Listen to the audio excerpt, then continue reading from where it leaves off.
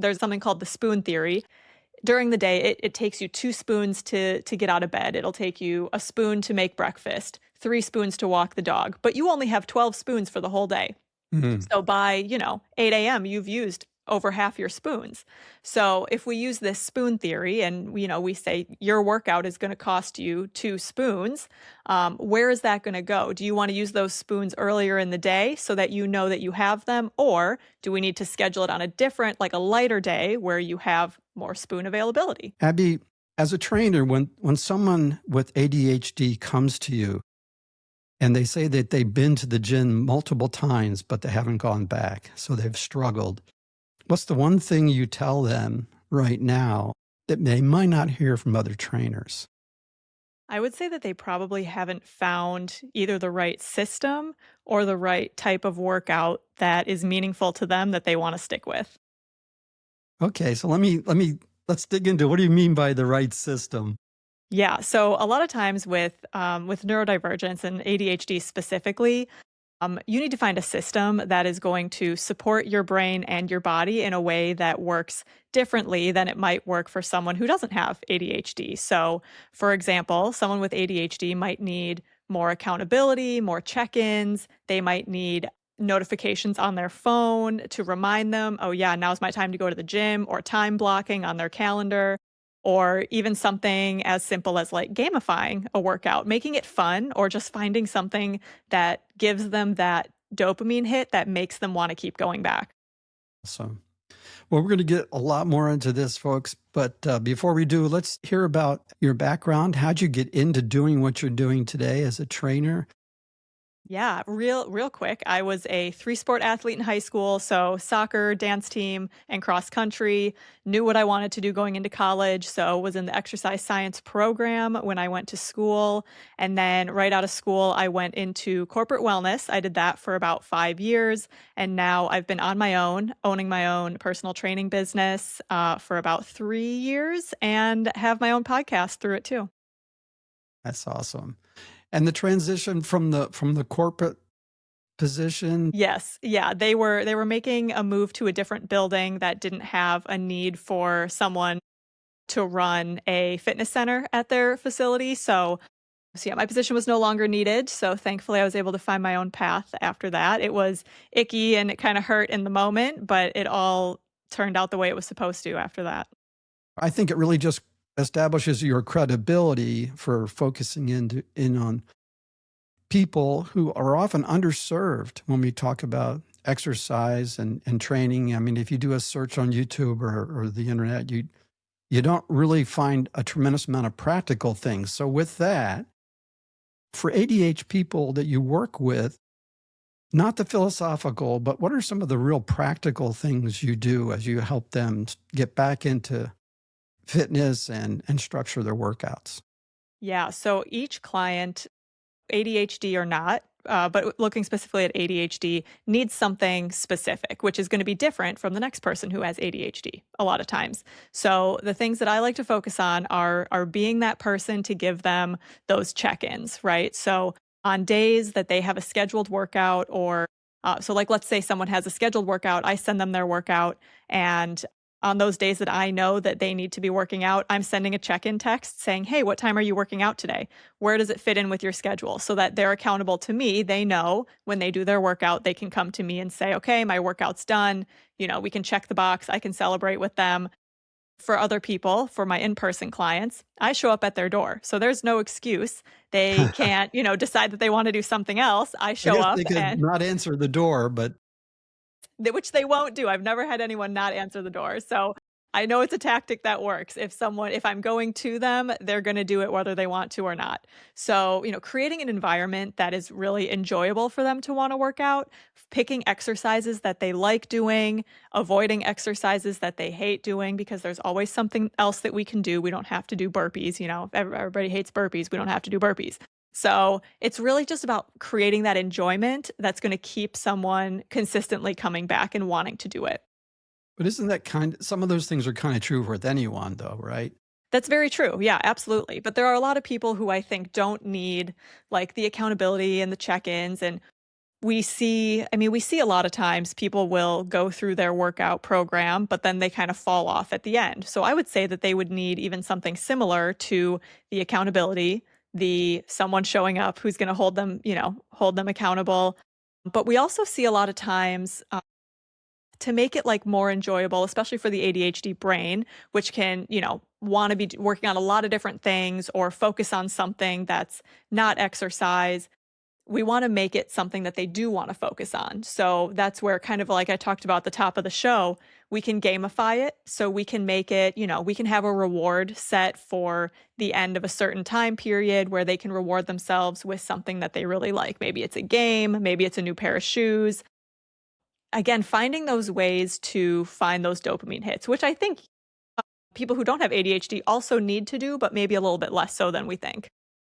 Mhm. And I just don't have real deep understanding of ADHD, although I probably have it to a certain degree, and we talked about that last time. But it's not just as simple as inability or shorter attention span, inability to hold your attention, right? So you mentioned dopamine hits and other things that feel like rewards to keeping people sort of focused. I don't know if I'm reading that right or not. Yes, you are.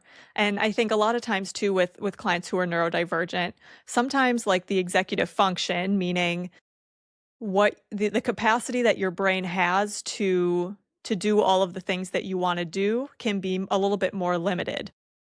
It can be a little bit more stretched thin depending on how taxing the day was on your brain. So it's really, I think, being a little bit more careful about how you approach your whole schedule, whether that means, moving a workout to another day if you're out of executive function. There's something called the spoon theory, meaning like during the day, it takes you 2 spoons to get out of bed. It'll take you a spoon to make breakfast, 3 spoons to walk the dog, but you only have 12 spoons for the whole day.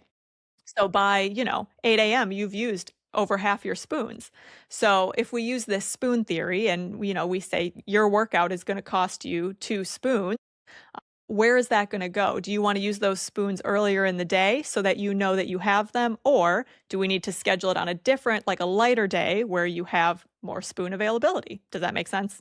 Yeah, it does. I mean, I think about it as like your brain processing energy. Hmm. And I guess that kind of correlates to the spoon theory. For sure.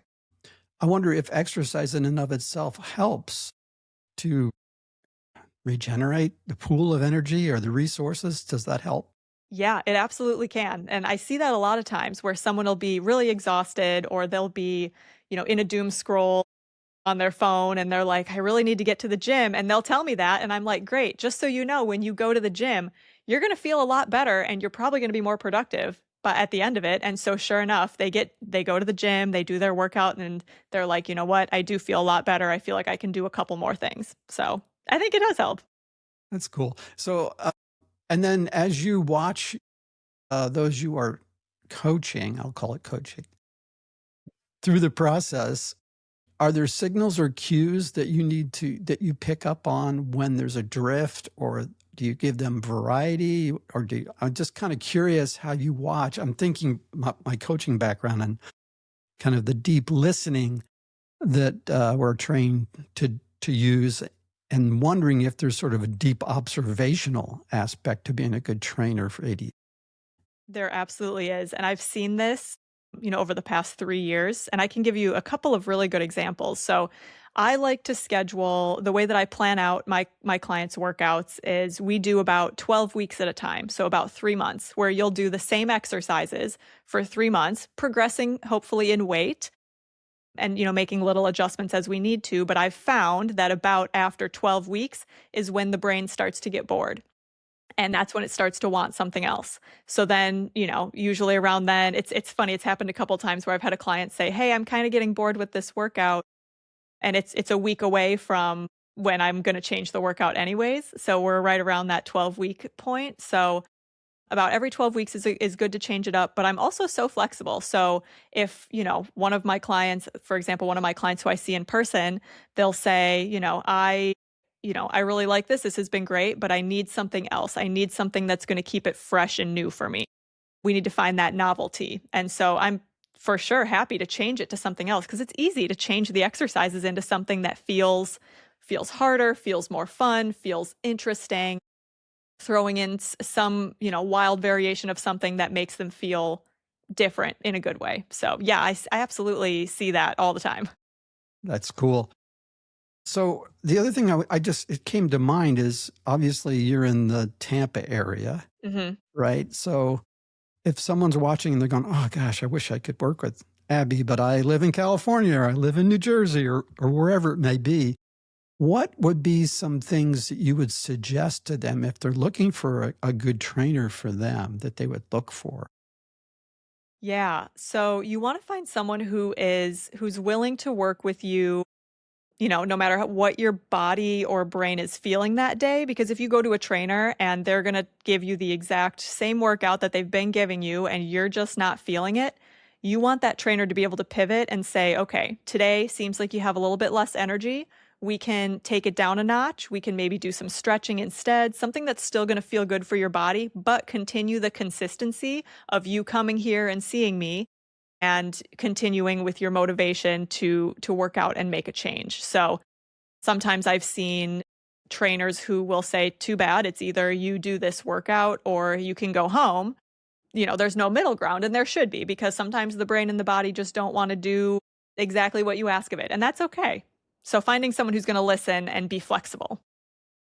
Awesome. Do you do remote sessions? I'm just kind of curious. Yes, I sure do. I do remote sessions. So I'm in Tampa, Florida, but I've had a client in Arkansas. So, I can do anything like that. And I also do a monthly membership that if you feel like you don't need, me to be right in front of you to watch you do your workouts, you're comfortable exercising, you just don't know what to do. I also have a monthly membership where you get your workouts sent to you through an app. And then I still check in with you over text and make sure that you're doing what you're supposed to do. That's cool. There's another thing I kind of teased it earlier that's been in the news recently, and it's not so much specifically to ADHD, but I think it's fascinating. And that is, everyone's going crazy with the GLP-1 agonists right now, Hmm. the Ozempic and Wegovy and those kinds of things. But there was a recent study come out from the Endocrine Society. They did a presentation at their annual meeting, and they found out that people who are losing weight on some of these peptides, they actually are exercising. If they typically were going on walks and counting their steps, as an example, they would be 560 fewer steps per day than they would be before. And I think we touched on this first episode too, is these drugs, they not only it isn't just cutting back your desire for satiation with food, but it's everything. Hmm. So Yeah. it's almost like it cuts back on your ability to really stretch yourself and to hold to some plan or some goal that you have. And so I'm just kind of curious what your take is on that, because I'm sure you have clients that are working both the exercise angle and also trying to reduce their weight. They might, need some additional help. Maybe they are type 2 diabetics or on the borderline. So I think I sent you some information ahead of time of it. Yeah, absolutely. So I do find that the GLP-1s, they do zap your energy, and I can tell you exactly why, because your body's used to running on a certain number of calories for your brain to function, your body to function, for you to feel like you're having a normal day. So when you get on the GLP-1s, it's an appetite suppressant, so you end up eating less calories, which is good for your weight if we've talked about this in the last episode, if you fall within the correct BMI of needing that extra tool. There are some people with a lower BMI that are using it, and I don't know that that's exactly right. But if you do fall into the correct category, insurance is going to cover it. It makes sense for you, especially with that food noise and all that stuff. You'll see a reduction in weight, but you'll probably also see a little bit of that energy zap because your body just doesn't have as many calories to work with. That doesn't mean that, the clients that I've worked with who have been on GLP-1s, we've had to modify a little bit, especially at the beginning. It's that kind of like learning curve of how's your body reacting with it. And sometimes the workouts, they weren't what they were before starting the GLP-1s, and that's okay as long as you're still moving, because the important thing is we still have those workouts. We're still building muscle, maintaining your muscle while you're losing that weight, because in the numbers, the studies that I've seen, if you're not strength training, but you're on GLP-1s, you're losing a lot of muscle mass. And yeah, that's a part of the weight that you want to lose, but you'd rather it be fat than muscle mass. So that's where the importance of really the strength training comes up. But I think that's probably why we see a little bit less as far as steps. You see more brain fog. Like your body just doesn't have enough to pull from. Yeah, I didn't think about just the calorie model, but yeah, that's probably the bigger driver is just they just don't have the juice. Hmm. But I think that, I think it was on a Huberman podcast too. I think that came up that just that drive is suppressed, that GLP-1 has other impacts other than just satiation, cutting back on the satiation for. Yeah, it very well might be. I think there's also a lot that we don't know yet about GLP-1s. So there could very well be, something underlying that's, taking that drive. It has to do, I would assume, something physiologically that's reducing it. But I don't know the exact thing, but I wouldn't be surprised if that was a byproduct. Yeah, so I think I read that, as you mentioned, strength training, also hydration, Hmm. and also protein intake are real important as well. Yes, and fiber. Fiber is And another big fiber. one. The protein Okay. and the fiber together. Um, it's something actually that I've learned over the years of being a trainer. Is I was telling all my clients, you need to make sure that you're getting your protein in, because that's what helps keep you feeling full. It's what helps you build muscle. But, over the past couple of years, I realized, like, well, if you're going to have that much protein, you also need fiber so that you can process it. Your body can, get it through your body, get it where it needs to be. We can't also avoid the fiber too. So on GLP-1s, protein and fiber are two very important things, along with Point. the hydration that you mentioned. Yeah, fiber too, because you got to keep the bugs in your gut happy, Exactly. right? Yep. Yeah. And if you are doing a lot of protein, definitely need their cooperation and For helping sure. break down the proteins for sure. Oh my goodness. So let's see. Let's talk a little bit about this whole entrepreneurial shift you went into, because, went from being, the one thing nice about the corporate job is I experienced and had benefit from for many years was having, the health plan and it really is great. Being an entrepreneur like you are and working for yourself has wonderful freedom to it. But those early days can be a challenge sometimes. And just wanted to talk about that transition. We talked a little bit about it, but I'm curious about how you did with it, what the different components of being successful are. You had the knowledge and you had the background and the education to do what you're doing. But there's all this other stuff you have to do too, because when you're a solo entrepreneur, you're wearing all the hats. You're Yeah. the CFO, you're you're the chief marketing officer, all those things. So share with us what that transition was like for you. Yeah, it's so funny that you bring that up, because I was talking to someone recently and I said, I went to school for exercise science. I know the body really well, but I don't know sales and I don't know how to run a business. And, that would have been really helpful if we had a class like that in college, because college was setting people like me up to go into physical therapy, into working in a gym. It didn't set us up for being our own bosses. So, there's things that we learned in high school, personal finance, things like that. But it would have been nice, hindsight 2020, to have a class on how to be a business owner. So it's a really tough transition, especially at the beginning. I was definitely more in a scarcity mindset and saying yes to everything that I could get my hands on. I was saying yes to people who were many miles away from me and doing a very long drive. So because that was all that I had.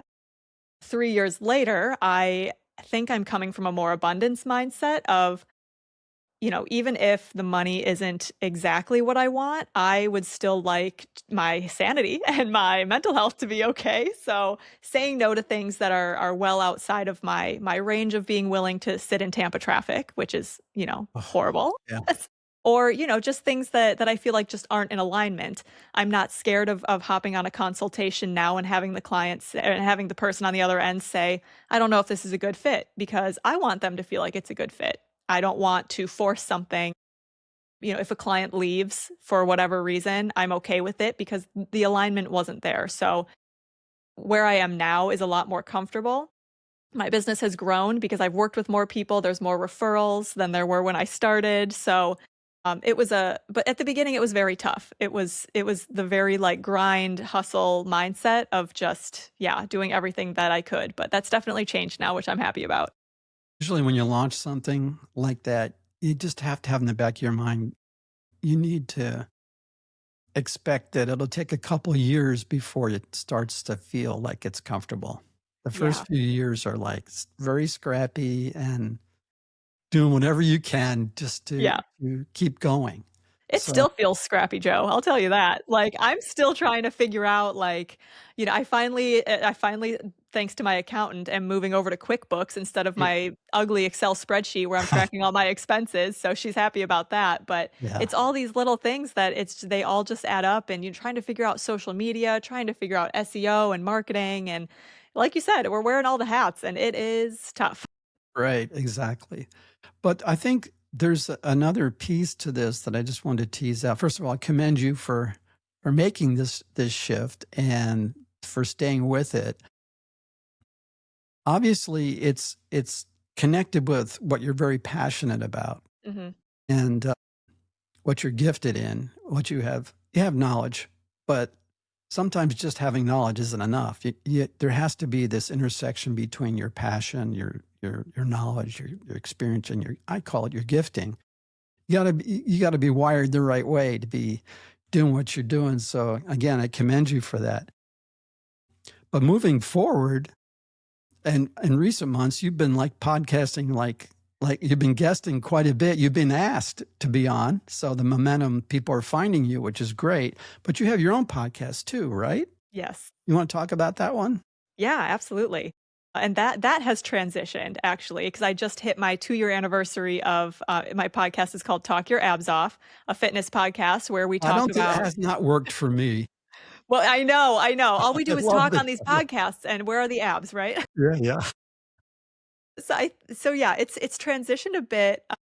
When I first started the podcast, it was all about helping people find the 1 or 2 sustainable things that they could add into their lives to help make it just a little bit healthier, whether it's eating different foods for a healthy gut, just like we talked about, or how to start running, how to find the right shoes, how to start a program like that. And now it's shifted a little bit more into the clientele that I work with, which are people who are neurodivergent, with people who have hypermobility or have chronic conditions, because I found through my work that those 3 things often intertwine. And we talked about this is a very, underrepresented group of people in the fitness industry, and fitness doesn't necessarily cater well to them. So that's kind of more what I'm focusing on. It's the conversations I enjoy. How are we managing chronic illness in a way that honors our bodies? How are we, working around neurodivergence in a way that works with our brains so that we can continue to do the things that we love and still be healthy. So it still pairs a little bit with things that the everyday person can take away with them, but it also focuses in more on the clients that I work with and what I want them to take away. So cool. So, and like I said, you've been getting around. So, I've been trying. I've been working hard, Joe. no, that's great. You've been guesting a lot. I've thought of it too. I think it's well, first of all, there's the whole fulfillment thing. Mhm. Being on your own and having your own business, doing what you love to do. I mean, we don't talk about that enough. I think, people tend to want to take the safe route, and sometimes they struggle with the position or the job they're in because it's not quite right, or there's many different factors, but they feel they have to hang in there. And yes, that's the safest course of action, but at least explore. Um, So before you made the shift into having your own business, did you network with other people who were doing it? So before I started my business, I never thought that I wanted to start my own business. I was actually adamantly against starting my own business. Because I loved what I was doing in corporate Right. wellness. It was still in corporate, but I was doing what I loved. I had a steady paycheck.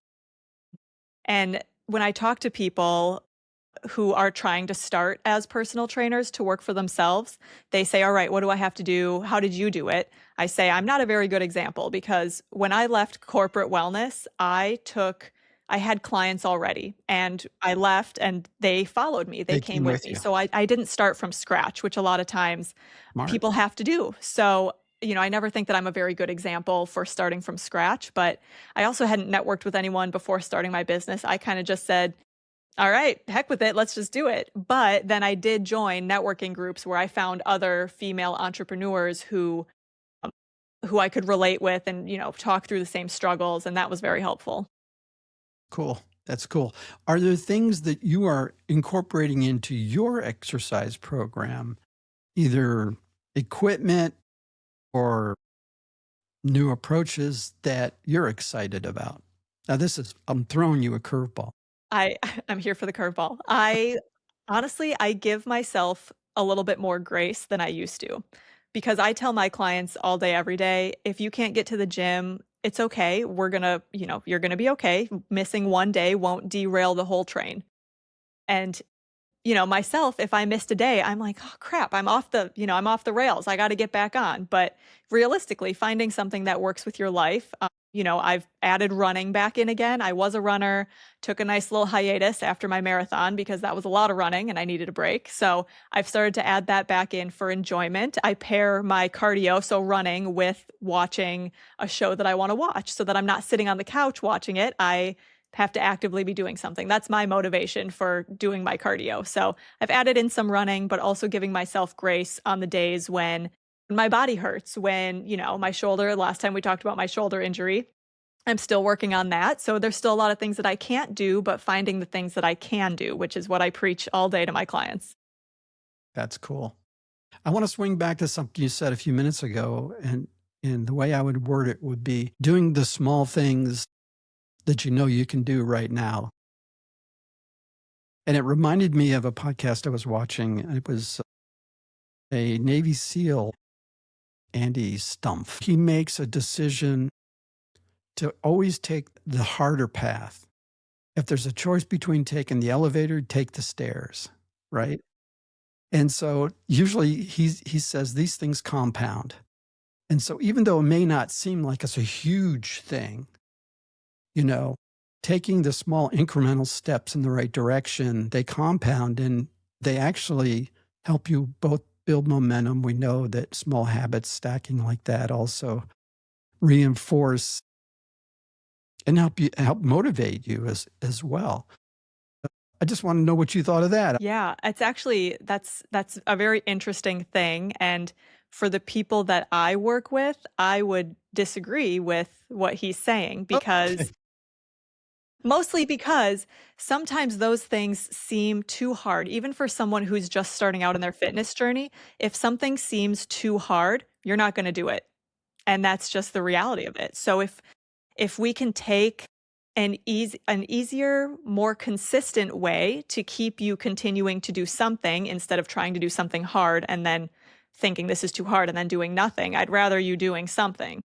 Yeah, yeah, yeah. That's a good clarification there because I think the implication might have sounded like doing something very hard. But going back to my own scientist roots, we talked about this last time, being an analytical chemist to start with.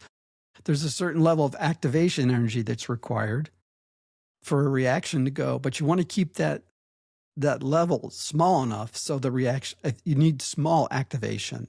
Yes. And so what I'm doing now as an older guy, I'm using a standing desk, right? Amazing. So, Love that. and honestly, it doesn't seem like much, but by the end of the day, if I'm, working here doing my business stuff, I put 2 or 3 hours in standing, I can feel it, Yeah. you It know? makes a big difference. Right. So that's a small thing. Yeah. It's a small thing. Well, and I think too, when someone we want to capitalize on someone's excitement to start something. So that can be maybe the bigger thing, the bigger reaction, let's say, of getting someone into fitness. So they're excited, they want to change their body, they want to change their health, they're excited, great. So for the first month or two, that's where we see a lot of progress. But then it starts to get boring and that's when it falls off. So that's where we take those smaller sustainable things, those smaller reactions to keep them going instead of trying to make them do something even harder. So, yeah, I think you make a very good point of, we still need that big reaction, that big thing at the beginning, but that's not going to sustain us forever. So that's where I think the little choices like your standing desk or a walking Well, pad can make a difference. we haven't talked about this, but I think it's relevant. I mean, most of the work you're doing is individual, one-on-one, but sometimes people, it may help to do things socially, Mhm. Yes. spin classes used to be the big thing. I don't know if they still have them. They still have spin classes. They're very fun now. They turn off the lights. They've got bright neon lights. They've got loud music. It's a blast.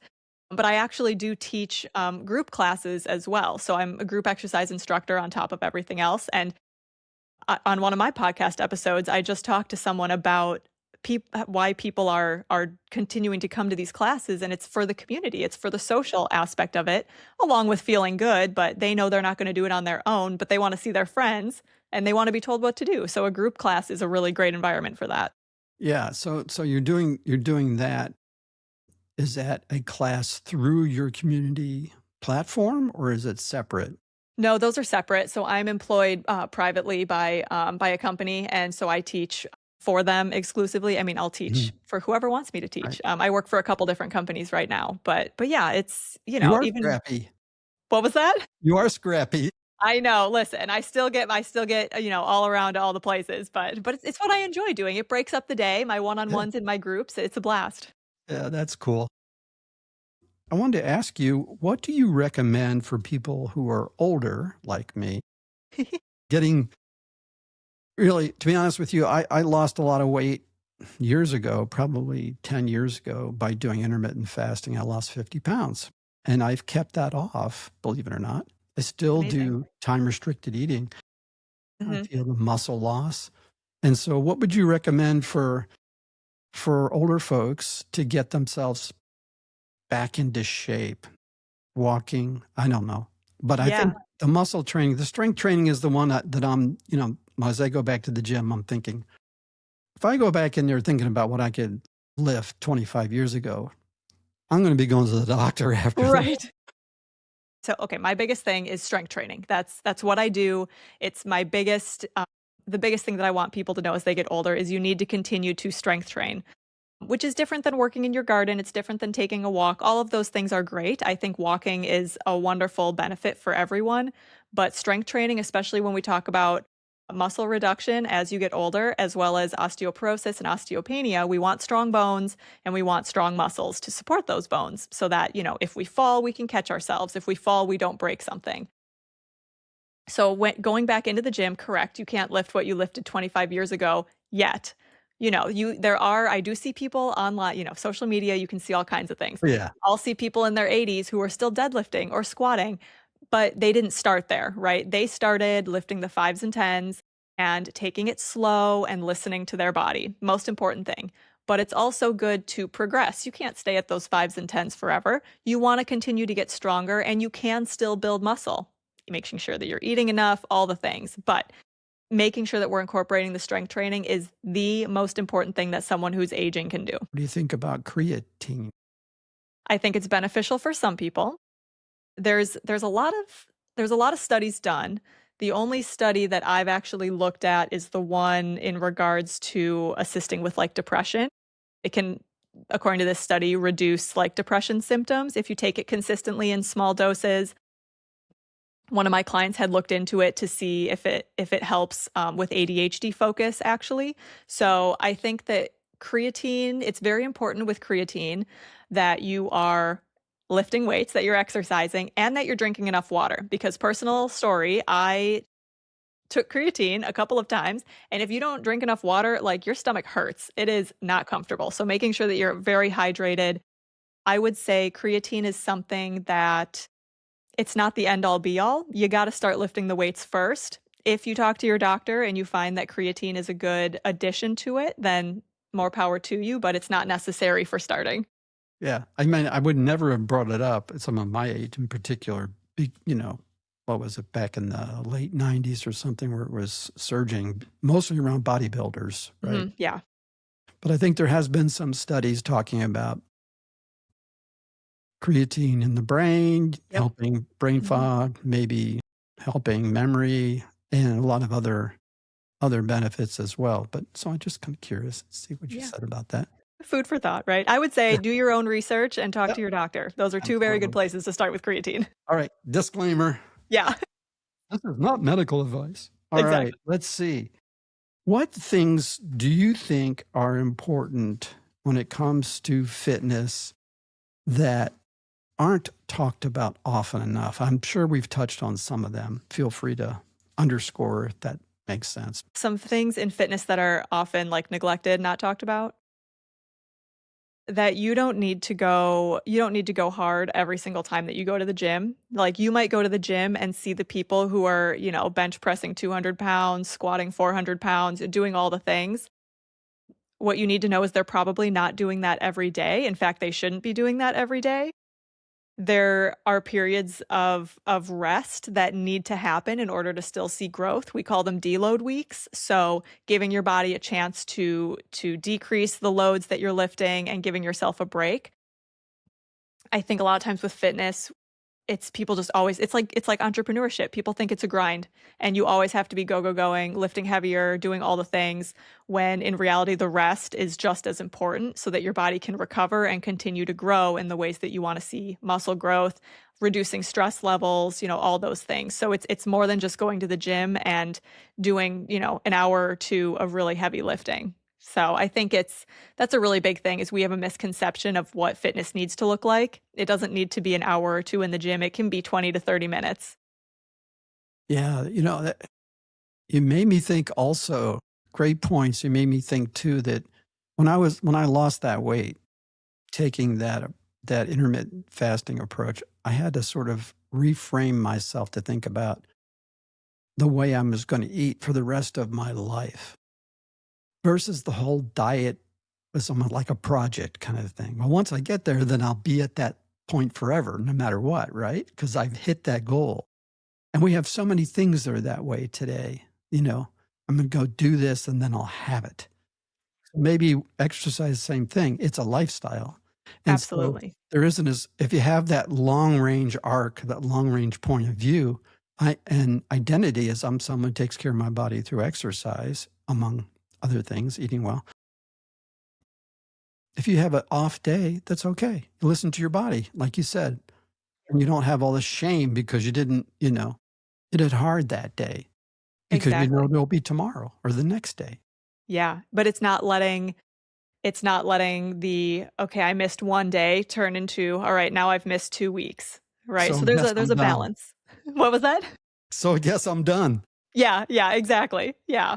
So finding that balance for sure. And also, yeah, once people reach their goals, I think it's fairly well known that it's easier when someone is first starting out to like lose all that weight. But then we get to the last like 10 to 20 pounds where your body's really comfortable.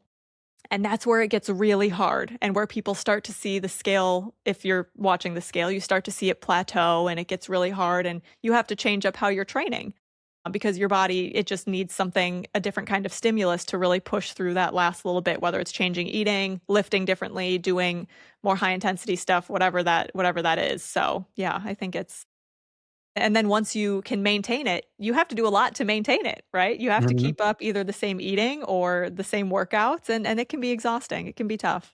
Yeah. Yeah. Well, that's great. That's great. Well, it's been a pleasure having you back on, and this time we actually get to see you. So I know, this is lovely. we had technical problems last time, but I'm so glad you agreed to come back on. Yeah, it's a pleasure talking to you. This is always Yeah. such a good conversation. Yeah. Yeah. It's great. So listen, everyone. Well, first of all, Abby, how do people reach you? Maybe they want to get a remote class, or maybe they live in the Tampa Bay area and they want to connect with you. Yeah, for sure. So all my social media, I'm Coach Abby Clapper on Instagram and Facebook. And then my website is endorphin, ENDORFIN, wellness.com. And if you want to check out my podcast, Talk Your Abs Off, and that's where you can find me. Okay, everybody, let's be healthy. Abby has inspired us. Thank you, Ivy. Great having you back on. Hey, thanks for joining me today on Titans of Transition. I hope you enjoyed the episode. Please check the show notes for additional information.